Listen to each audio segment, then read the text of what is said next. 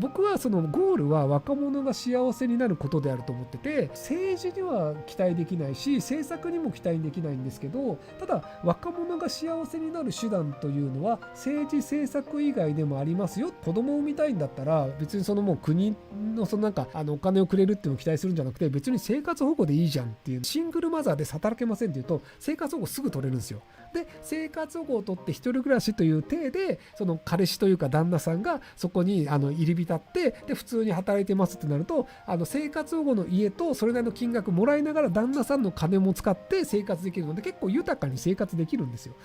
縄を切れないと思い込む像っていうタイトルにしたんですけど、サーカスとかボリショイサーカスとかロシアのサーカスとかだったり、像をサーカスで使ったりとか、あとタイでその像を使ってなんかいろんな曲芸をやるみたいなのなんですけど、でじゃあ像がどうやって生活してるかっていうと、棒に紐がついてて、でその紐にこうなんか首にくくられてたりするんですよ。で超ちっちゃい棒で超細い紐なんですけど、なので象が本気を出すと簡単にぶっちぎれるんですけど、象って動物の象ね。でもその紐をぶっちぎらないんですよ。でなんでぶっちぎらないかっていうと、その象が子供の頃に鎖につなぐんですよ。でちっちゃい象がマジ頑張ってそれぶっちぎろうとするんですけど、鎖なのでぶっちぎれないんですよね。でこの紐っていうのはぶっちぎろうとしても痛い思いをするだけでぶっちぎれないんだっていうのを覚えた象は、その後鎖が紐になったとしてもぶっちぎろうとしないんですよ。要はできないと思い込んじゃうんですよ。でさっきもちらっと言ったんですけど、高松さんっていうYouTuber の人となんか若者の投票率低い問題みたいな話をしたんですよね。でその若者向けの政策っていうのが日本の政治で行われることはほぼないですよっていう説明を、ずっとしたんですけど、でそれに反論しますっていうので一応反論もらったんですけど、結果としては無理だよねっていうのは一応高松さん納得していただいたんですけど、でその後の第2部で僕政治には期待できないし政策にも期待できないんですけど、ただ若者が幸せになる手段というのは政治政策以外でもありますよっていう話をしたんですよ。だから別にじゃあ子供を産みたいんだったら別にもう国のなんか若者向けにお金払いますよとか、子供向けのなんかお金をくれるっていうのを期待するんじゃなくて、別に生活保護でいいじゃんっていうのを僕生放送で何回かしてると思うんですけど、夫婦で生活しようとすると生活保護取るの難しいんですけど、じゃあシングルマザーで働けませんっていうと生活保護すぐ取れるんですよ。で生活保護を取って一人暮らしという体で彼氏というか旦那さんがそこに入り浸って、で普通に働いてますってなると生活保護の家とそれなりの金額もらいながら旦那さんの金も使って生活できるので、結構豊かに生活できるんですよ。っていうのである程度知恵を使えば若者がずるいやり方で幸せに生活することは可能なんですよね。でじゃあなんでずるいやり方っていうのが良くないかっていうなるんですけど、そもそも論じゃ日本の国家の財政っていうのは、国家予算っていうの決まっていて、で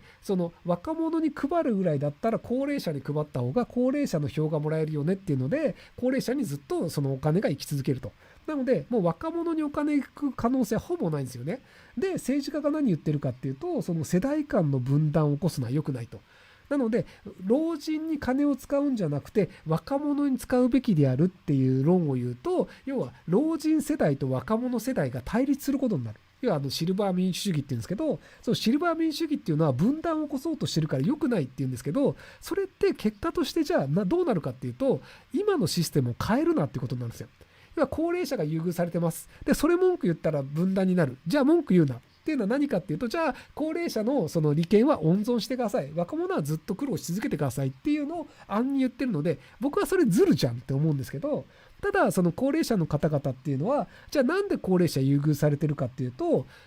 政治で若い人たちが投票しないから若い人向けの政策ができないのは当たり前だよね。それはじゃあ投票しない若者が悪いよねって言って若者に原因があるというふうに説明するんですよ。でも40歳以下の若者がじゃあ全員投票したとしても、今の投票率じゃあ40% っていうのを40歳以上の人が投票すると絶対勝てないんですよ。なので若者が全員投票しても絶対勝てないにもかかわらず、投票率が低いからそれ若者のせいだよっで僕それ高齢者側がズルしてると思ってるんですけど、でも若い人たちってそれに騙されてるんですよね。でその高松さんって若い人たちが幸せになればいいなと思って多分そういう活動してて、で僕にもそのなんか YouTube ライブで反撃しますっていうのやってるんですけど、その若者が幸せになるために政治政策という形でその政治家を作って法案を通さないと若者は幸せになれないって思い込んでるんですよ。ただちょっと知恵を使うとかちょっとずるいことをすると別に幸せに生活してる若者なんていくらでもいるんですよ。政策とか政治とか動かなかったとしても。なので僕はそのゴールは若者が幸せになることであると思ってて、別にその政治家を送り込むことではないと思ってるんですよ。でもその要は象の紐と一緒で、何かその若者を幸せにするためには投票によって変えなければいけないって思い込んじゃってるんですよ。なのでなんかその助っ人ですっていう方で何人かいらっしゃって、その人のお話をしたんですけど、やっぱりなんかその投票で変えるべきであるっていうところに凝り固まっちゃってるんですよね。なのでその投票じゃなくても若者が幸せになる手段っていうのがあるんだったらそれやればいいじゃんって僕は思うんですけど、残念ながら投票で変えるべきであるっていうふうに思い込んじゃってる人って、多分その呪縛から逃げられないんだと思うんですよね。なので僕は手段ってどうでもよくて幸せになればいいんじゃねえのって思ってるんですけど、ただなんか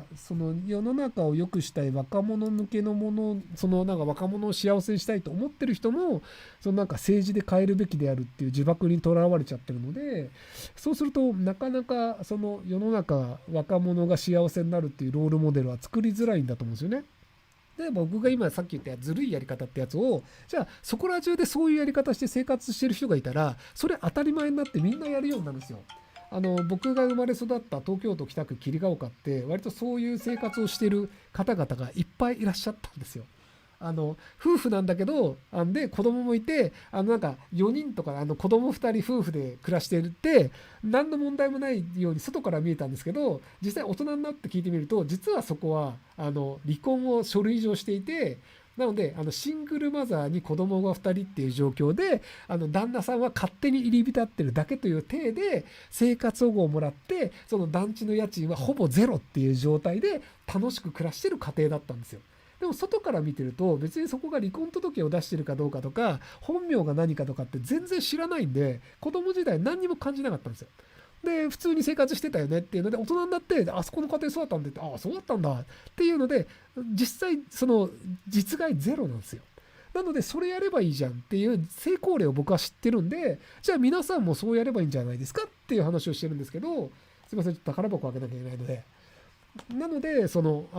なんかずるいと言われるやり方っていうのをやらせないようにしている人たちっていうのも若者を不幸にしてる人たちだと思うんですよね。要はそれをずるい、でも法律上何の問題もないんだからやりゃいいじゃんって話なんですけど、でもそれをずるいって言ったり、そうじゃなくて政治で変えるべきだ、投票で変えるべきだって言ってる人も僕は若者を不幸に追いやってると思うんですよね。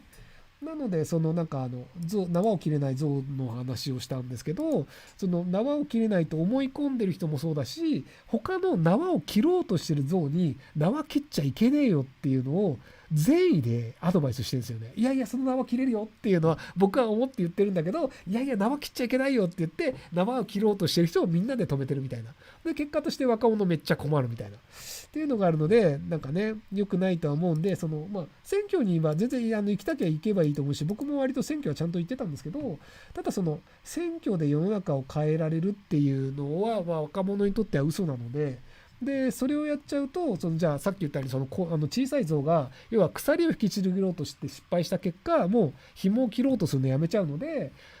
若い頃に政治活動したり政治が投票することで政治が変えられるかもっていうふうに頑張った人が結果としては変わんなかったわっつって諦めて政治家になろうっていう夢をなくしたりとか、政治活動を長年やろうっていうのがなくなっちゃうんですよね。なので元シールズの人が27歳の人かなんか、確か朝日新聞かなんかでなんか元シールズとしてなんか今の政治を語るみたいなのが記事があったんですけど、その人もシールズの時代は政治活動したんですけど今は政治活動してないっぽいんですよね。っていう感じでなんか政治を変えようっていうのもやらなくなっちゃうんですよ。要は失敗した人は。なのでなんか